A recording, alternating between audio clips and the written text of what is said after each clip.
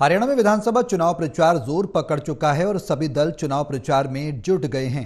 तो वहीं बीजेपी लगातार तीसरी बार जीत की कोशिशों में लगी है।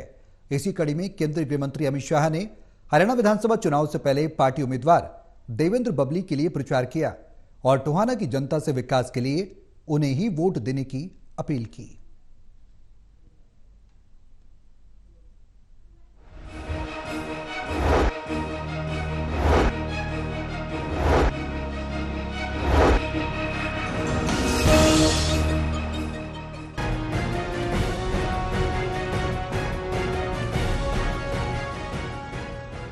हरियाणा में विधानसभा चुनाव प्रचार जोर पकड़ चुका है और सभी दल चुनाव प्रचार में जुट गए हैं। भारतीय जनता पार्टी लगातार तीसरी बार जीत की कोशिशों में लगी है। इसी कड़ी में टोहाना पहुंचे केंद्रीय गृह मंत्री अमित शाह ने टोहाना विधानसभा से बीजेपी प्रत्याशी देवेंद्र बबली के पक्ष में जनसभा को संबोधित करते हुए टोहाना की जनता को नमस्कार किया।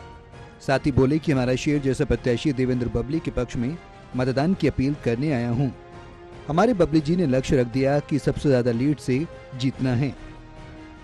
हमारे बबली जी ने लक्ष्य रख दिया कि सबसे ज्यादा लीड से जीतना है।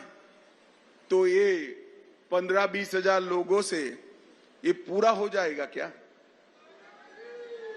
पूरा हो जाएगा?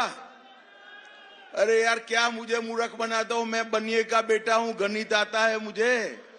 ऐसे नहीं होता आप कहोगे और मैं मान लूंगा। एक रास्ता है, मैं बताऊं क्या? केंद्रीय गृह मंत्री अमित शाह ने अपने संबोधन में आगे कहा कि जिस पार्टी की सभाओं में पाकिस्तान जिंदाबाद के नारे लगे, हरियाणा इसके साथ रह सकता है क्या? राहुल गांधी कश्मीर में धारा 370 वापस लाने का दावा करते हैं।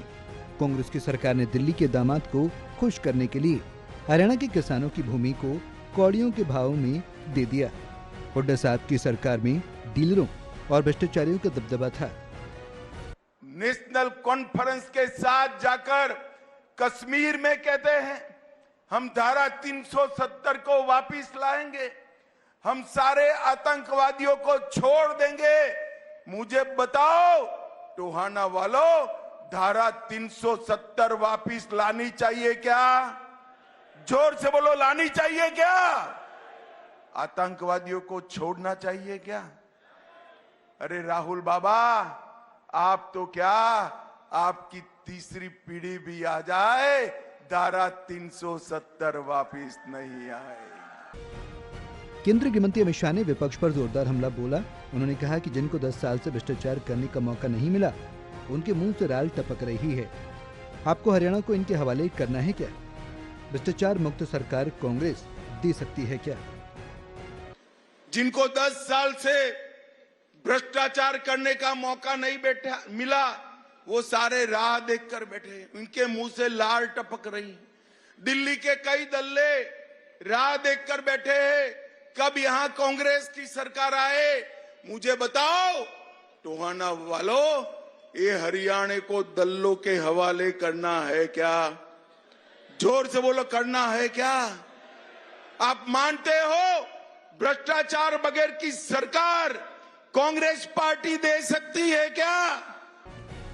टोहाना विधानसभा से बीजेपी प्रत्याशी देवेंद्र बबली ने जनसभा को संबोधित किया और केंद्रीय गृह मंत्री अमित शाह के टोहाना आगमन पर और उनके अमूल्य मार्गदर्शन और आशीर्वाद के लिए उनका हृदय से आभार व्यक्त किया। बीजेपी प्रत्याशी देवेंद्र बबली जनसभा में पधारे, टोहाना की सम्मानित जनता का भी आभार व्यक्त किया।